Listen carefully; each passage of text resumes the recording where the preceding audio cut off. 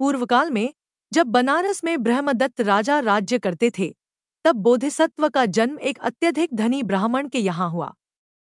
उनके सांवले रंग के कारण उनका नाम कण्ह कृष्ण रखा गया। युवावस्था में उन्होंने तक्षशिला में सभी कलाएं सीखीं। अपने माता पिता की मृत्यु के बाद कण्ह ने अपनी विशाल संपत्ति को नश्वर और क्षणिक माना। उन्होंने अपना सारा धन दान कर दिया और सांसारिक जीवन त्याग कर सन्यासी बन गए। वह हिमालय में एक एकांत रमणीय स्थान पर गए और कठोर तपस्या करने का संकल्प लिया। उन्होंने गांव में कभी प्रवेश नहीं किया, न ही झोपड़ी में रहे। वह केवल एक ही पेड़ के फल, पत्ते और छाल खाकर रहते थे और दिन में केवल एक बार भोजन करते थे। उनकी महान साधना और पवित्रता के कारण देवताओं के राजा इंद्र का सिंहासन गर्म हो उठा।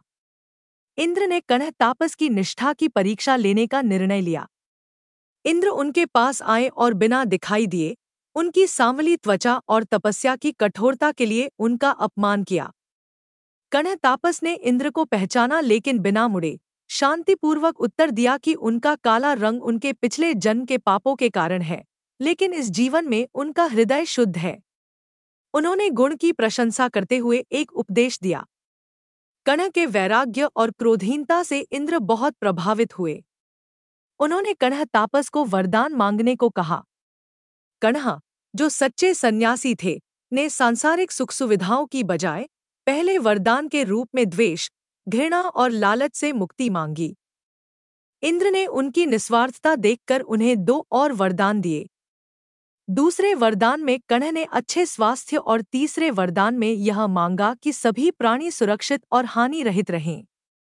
इंद्र ने उन्हें न केवल ये वरदान दिए, बल्कि यह भी घोषणा की कि जिस पेड़ के नीचे कण्ह रहते थे, वह हमेशा फल देता रहेगा। यह जातक कथा सच्चे वैराग्य, कठोर तपस्या और मानसिक शांति के महत्व को दर्शाती है। यह सिखाती है कि सच्ची महानता बाहरी रंग या परिस्थितियों में नहीं, बल्कि आंतरिक पवित्रता और गुणों में निहित है।